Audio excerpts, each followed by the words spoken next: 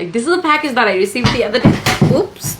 This is the package that I received the other day. This is from YSL. They recently came out with new Candy Glow Tinted Butter Balm. I'm literally sucker for their Love Shine Gloss sticks. So I'm like really excited for this one. The scent is 6 different shades and we're going to swatch each and every one of them. So I'm going to start with the shade 1B, which is Pink Sunrise. Oh, it smells like bubblegum and this is how it looks. Here we go, it is swatching. This is how she looks. I just love that they are always so comfortable on the lip. I'm going to go with the shade Nude Lavalier.